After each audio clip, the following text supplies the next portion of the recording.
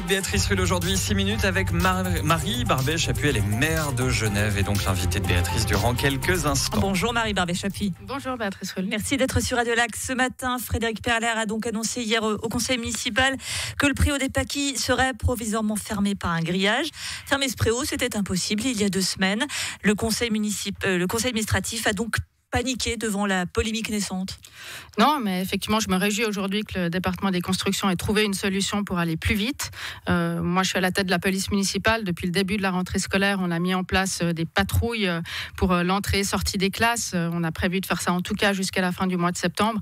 Mais c'est vrai que c'était une situation qui n'était pas viable à long terme. Donc, il fallait trouver une solution. Et aujourd'hui, c'est chose faite et je m'en réjouis. Ces patrouilles, justement, Radio Lac a eu la chance d'y participer un matin.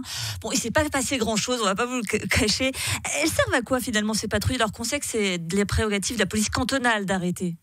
Bon, la police municipale, c'est de la police de proximité, donc elle est là aussi, sa présence fait office aussi de prévention, rassure les parents, les enfants, et puis ça évite aussi que des dealers ou des consommateurs soient dans le périmètre, ça les éloigne finalement. Efficace, ça?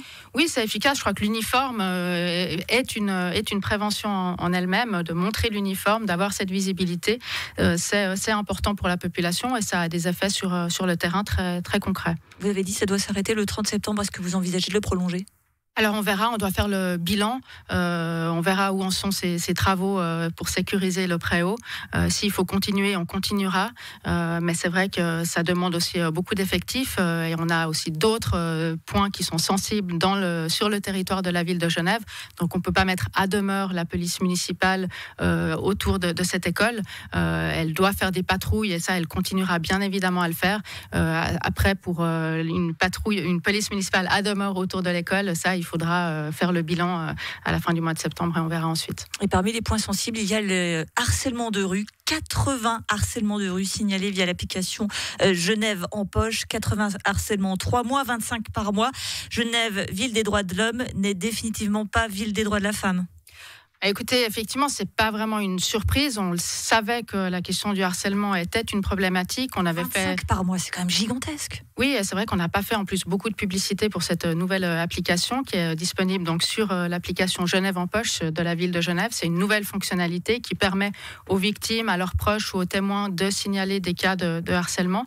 Et puis pour nous, ça permet ensuite à la police municipale de cartographier aussi ces problématiques, de savoir où ces problématiques se passent, à quelle heure, pour orienter les patrouilles de la police municipale. Et puis on peut aussi, pour les victimes qui le souhaitent, les contacter pour aussi les accompagner dans une éventuelle démarche qui mène à un dépôt de plainte pénale. Tout de même, se balader tranquillement dans la rue, traverser plein palais sans se demander s'il y a un homme caché derrière, s'habiller sans se soucier de la longueur de sa robe, est-ce que c'est pas la première chose qu'a droit une femme à Genève ?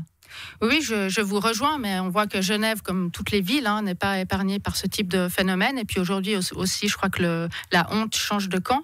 Les femmes, et pas que les femmes aussi, il y a par exemple les personnes LGBT qui ont aussi utilisé cette application. Il y a aussi des hommes qui ont utilisé cette application, alors moins que les femmes. Mais tout le monde aujourd'hui, la parole se libère et c'est tant mieux.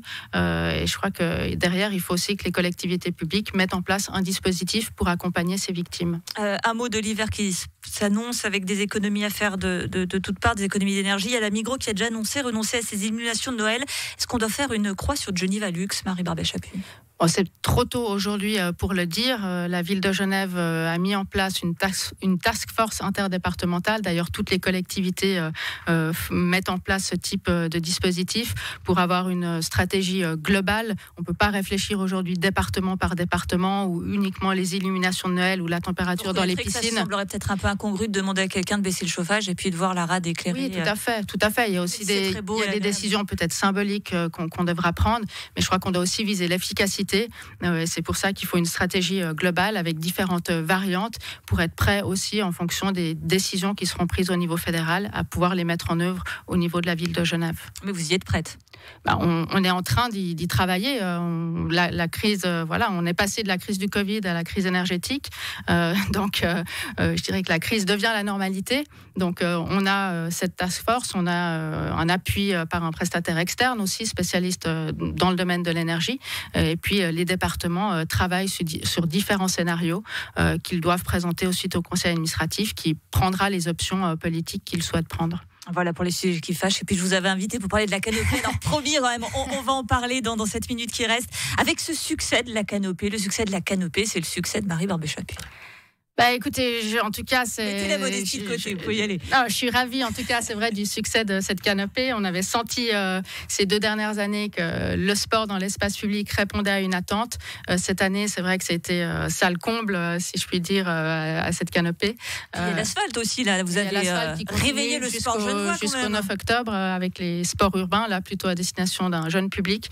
Mais c'est vrai que la canopée, je pense que c'est différents facteurs qui expliquent ce succès. D'abord, les modalités très facile pour participer à ces cours sans inscription, gratuit.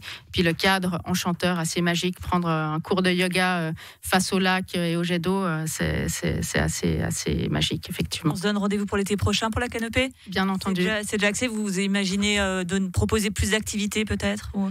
Oui, on va essayer d'étoffer encore cette canopée. Encore une fois, on voit que les cours étaient vraiment pleins, donc on va essayer de renforcer l'offre, peut-être avec des nouveautés. On va réfléchir à tout ça, mais d'ici là, on va aussi proposer une offre hivernale, parce que faire du sport dans l'espace public, ça peut aussi être fait en hiver, et courir le soir, c'est plus agréable de le faire en groupe. Mais donc là, on va aussi proposer une offre en la matière. Marie Barbet-Chappuis, la maire de Genève, merci beaucoup d'avoir été sur Radio Lac ce matin.